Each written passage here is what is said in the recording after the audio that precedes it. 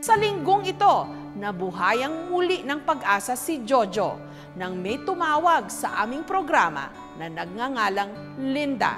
Siya raw ang tunay na ina. Ilang araw na lang bago ang nakatakda niyang flight pabalik ng Australia, ang mga gamit ni Jojo nakahanda na. Pero ang kanyang puso't isipan, balisang-balisa. Hindi pa rin niya kasi nakikita ang sinasabing posible niyang tunay na ina, si Herminia o Linda Barracuda, na mahigit 3 dekada nang nawalay sa kanya. I've been here for over 2 months. I'm really missing home.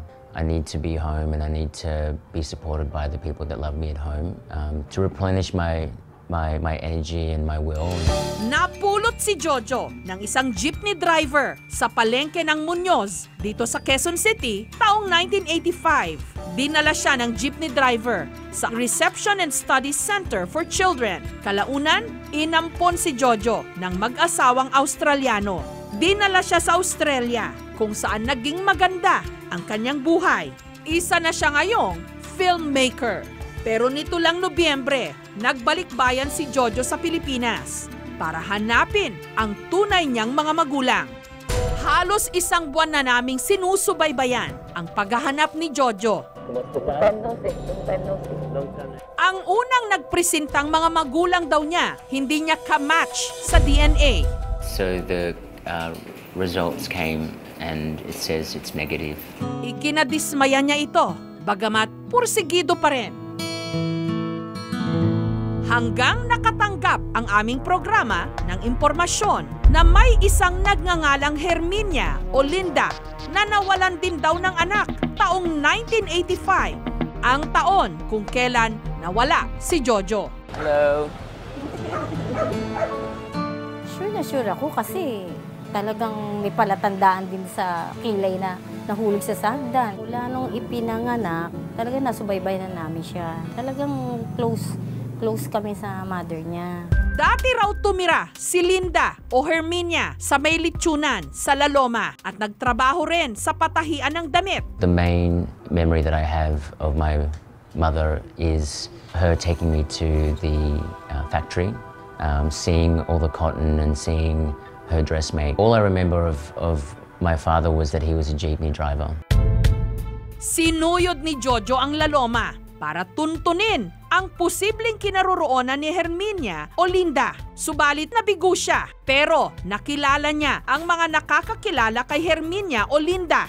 Ang laki-laki mo na! What's she saying? Ang lit-lit lang nito eh. Pati na ang dating kinakasama nito na si Ricardo Culadilla o Carding, dating jeepney driver na chief mechanic na ngayon sa Amerika. Ito raw ang posibleng ama ni Jojo. Noong nakaraang linggo, nagtagpo ang dalawa sa pamagitan ng Skype at nagkausap. It's good to see you. How do you feel now that you know that I'm alive and well? I'm happy. I'm trying to find the medicine for so many years. Keep coming back there to the place that your mom's with you. I talk on the people sometimes there. Sa Amerika, kasalukuyang naninirahan si Carding. Simula raw nung kuhanin ni Herminia o ni Linda ang anak nilang si Joel na maaaring si Jojo, hindi na raw niya nakita ang bata. Hanggang nabalitaan na lang daw ni Carding na nawala ito. Bumalik ako sa Pilipinas para hanapin siya, pero wala na siya ron sa lugar na tinitira niya. And then, the 3rd year na balik ko, doon ko lang nalaman na nawala yung bata. Siyempre, nawala yung anak ko, nabahala ako. Iniisip ko kung saan napunta yun. Kaya laking gulat na lang daw ni Carding nung nalaman niyang may naghahanap sa kanya na nagngangalang Jojo. Plano raw ni Carding na makipagkita rito pag uwi niya ng Pilipinas sa Abril para rin magpa-DNA test. Nasabi ko nga rin sa mga kaibigan ko rito na natagpuan ko na rin yung anak na hinahanap-hanap ko. Nagpapasalamat ako na yung batang yun napapunta sa magandang lugar. Hindi na rin ako nag-aalala. Samantala, si Jojo tuloy sa paghahanap kay Herminia o Linda. Hanggang nito lang Miyerkules, natuntun niya ang katabi ni Herminia sa larawang ito. Ang matalik nitong kaibigan na ninang daw ng batang si Joel, si Annabel. Kuha yun doon sa Laluma, sa tinitirhan namin na bahay. Binyag ni Joel yun nung nagpa-picture kami doon. Tinanong niya sa akin si Joel kung nasaan si Joel. Sabi ko, hindi ko alam. Tapos, siyempre, hinanap na namin sa baba. May nagsabi doon niya, sumakay daw sa jeep papuntang Espanya. Hinanap na namin doon, wala na kaming nakita. Adoptive parents in Australia. Yes. Dahil wala ring lead si Annabel sa kinaroroonan ngayon ni Herminia o ni Linda, nanawagan sa radyo si Jojo. This is Joel, and this is your lost boy that went missing in 1985, and I'm back, and I'm really eager to meet you, and I don't care what's happened in the past. Everyone is moving forward, and all I want to do is just to meet you and know who you are, and let you know that I actually turned out okay. And I'm just here waiting to really eagerly to meet you and to connect with you. You're not mad. No, I'm definitely not mad You're at all. not angry. Not angry. Kinabukasan, nakatanggap kami ng tawag mula sa isang nagpapakilalang Herminia na nakatira raw sa Caloocan. Siya raw ang Herminia o Linda na hinahanap ni Jojo. Kaya agad siyang pinuntahan ng aming team. Magandang hapon po. Kilala niyo po si Herminia Rio? Tiga doon po yun, basahan. Saan po? Sa basahan po yun, Herminia Rio.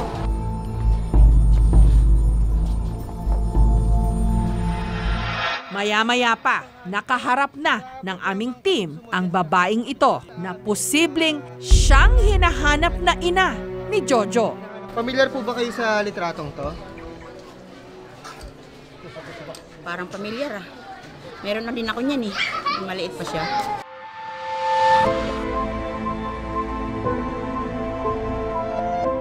Parang kamukha siya. Masaya po. Kasi po parang ito na eh. Dito na niya ipinakita ang mga naitago niyang litrato ng kanyang nawawalang anak na si Joel. Ito siya yun. Kaya lang nakatalikod siya. Oh. Siya ng puti eh. Siya po to. Gusto ko na po makita. Gusto ko na po makita.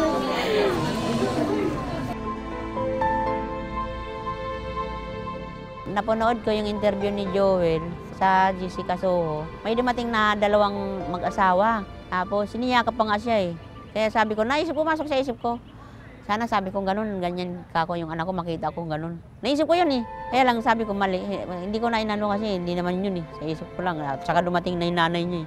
Nagyakap pa nga sila, di ba? Kaya hindi ko na iniisip. Sabi niya kanina sa akin, meron ako narinig na nananawagan, Joel ang pangalan, tapos ang pangalan Linda, tapos Laluma. Parang tugma doon sa anak mo eh. Sabi ko, ba't naman ngayon mo lang sinabi sa akin? Ba't dapat kahapon pa? Kwento ni Herminia, 2 taon daw silang nagsama ng dati niyang asawang si Carding na nakilala raw niya dahil kay Belia, ina ni Julie na unang nagpadala ng litratong ito sa aming programa. Pero nung nagtrabaho raw si Carding sa Amerika, nabalitaan niyang may bago na itong kinakasama. Sa puntong yon, nagpasya si Herminia na magpakalayo-layo. Kami kasundo ng mga hipag ko. Kaya nung naisipan ko, munta doon sa kaibigan ko, tapos naghanap ako ng trabaho. Iniwan ko lang sana yun si Joel doon eh. Nung nabalitaan ko na pilay na pala yun, pagkakuha ko sa kanila, dinala ko sa orthopedic agad.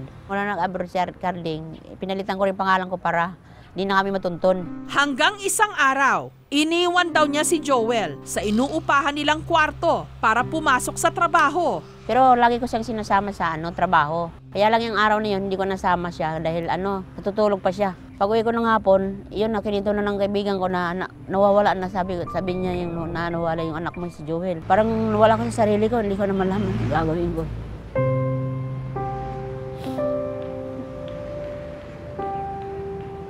Nawalan na ako ng pag-asa.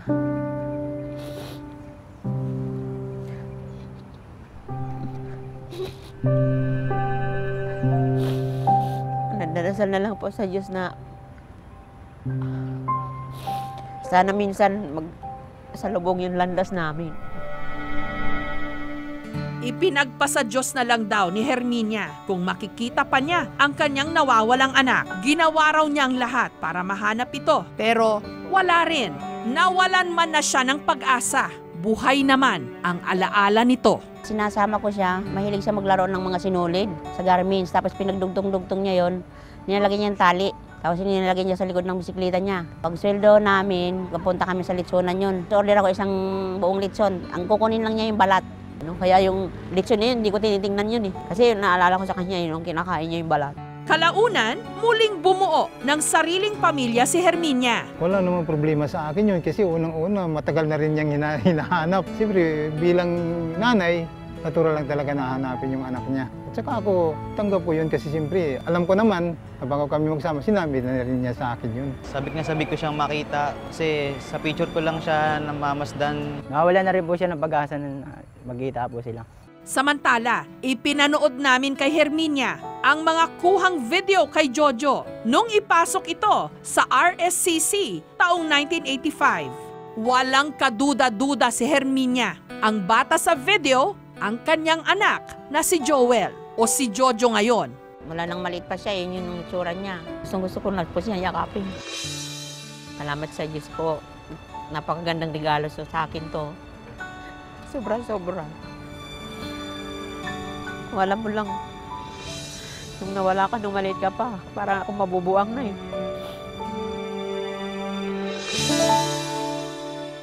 At nito lang Huwebes, isang araw bago ang flight pabalik ng Australia ni Jojo, pinagtagpo namin ang mga dating magkakaibigan na sina Julie, Annabel at Herminia.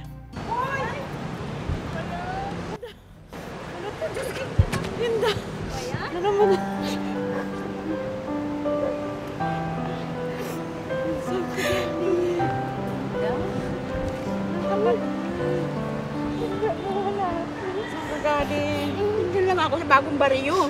Kilala mo pa ba ako? Sino ako? Yoli. Hindi ako. Ikaw, si Mari.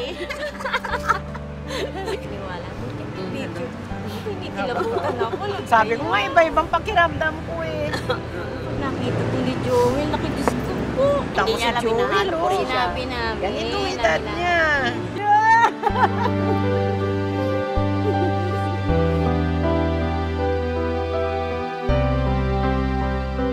Samantala, si Jojo, nasa Muñoz Market muli, kip-kip ang larawan ni Herminia. Nagbabaka sakaling makakalap pa siya ng dagdag na impormasyon. Wala siyang kamalay-malay. Na ngayon sila magtatagpo ng nagpapakilalang kanyang ina. Are you Jojo? I'm Herminia. Are you Herminia?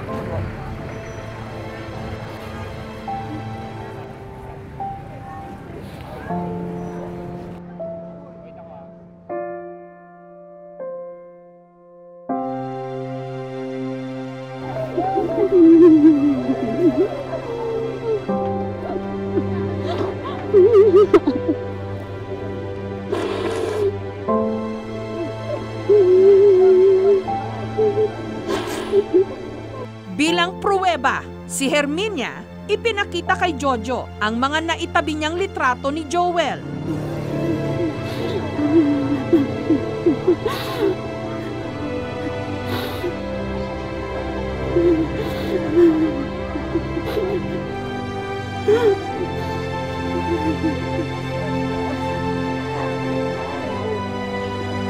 How do you feel?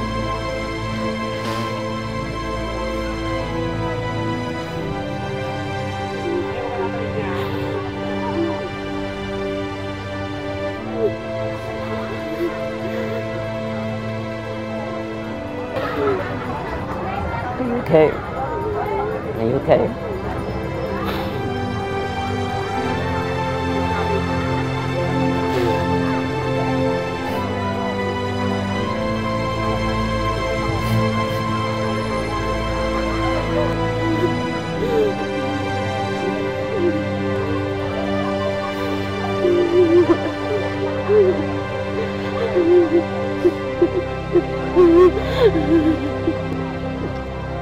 I've missed you.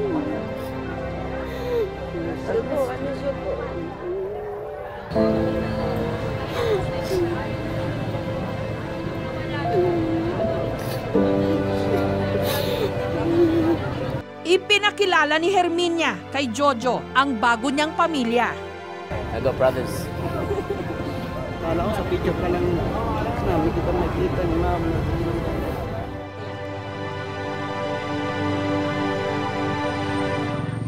Samantala, may palatandaan pala si Herminia sa kanyang nawawalang anak. May bali raw ang kanang hita nito na meron din si Jojo. May picture ako na ito yun eh. Paano, kahit di patingin sa doktor yan eh. Yan, meron yan damage yung panya. Hindi pantay yung panya. Dahil hindi na maalala ni Herminia ang petsa ng kapanganakan ni Joel, nagtungo sila sa simbahan kung saan ito bininyagan. Umaasang makakuha sila ng records. This is your baptismal certificate.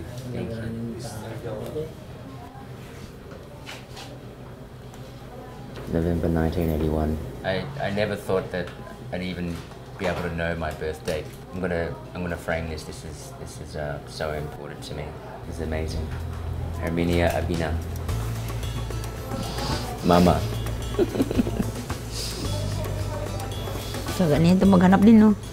Sa pamagitan ng video call, ipinakilala ni Jojo kay Herminia ang kanyang adoptive mother sa Australia, si Julie. This is Herminia. Herminia, this is my mother Julie. Hi. My mother says that you look gorgeous. Ang ganda mo daw, nanay. Herminia says she's very grateful for raising me. Sinamahan din sila ng aming team para magpa-DNA test. Tinatayang 2 linggo mula ngayon, malalaman ang resulta.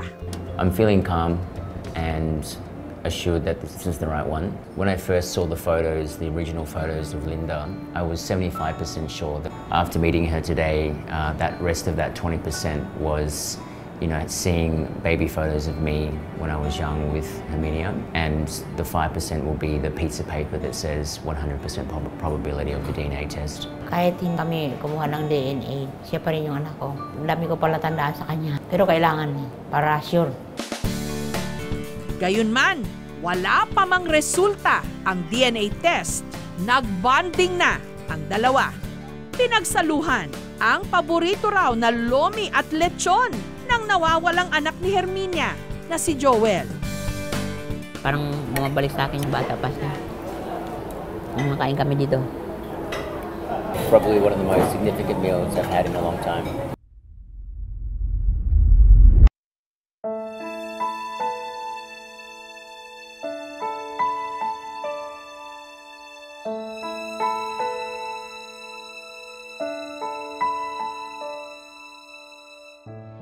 Dear Mama, I'm so glad we found each other after all this time.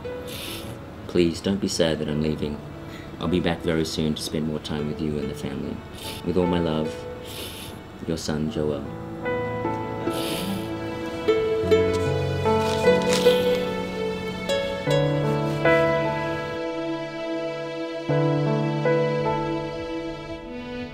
At nito lang Biyernes, bumalik na ng Australia si Jojo.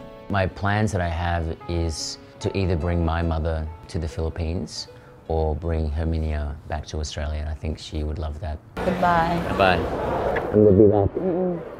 Take care, take care. Masaya na malungkot. Nakita nga kami, sandali lang naman, alis na naman. I'll be back soon.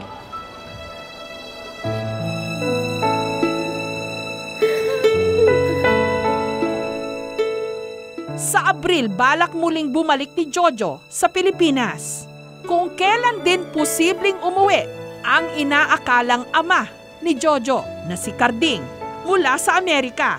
Hari nawa, sa pagkakataong yon, matuldukan na ang lahat ng pagdududa. Makumpleto ang kwento ng buhay ni Jojo. Don't lose hope. Don't ever feel defeated. Don't ever think it's impossible. Because if your heart and your will is in the right place, if it's meant to be, it's meant to be. And if it's not, keep trying, because you never know when your day will come that you will meet the one that you've lost.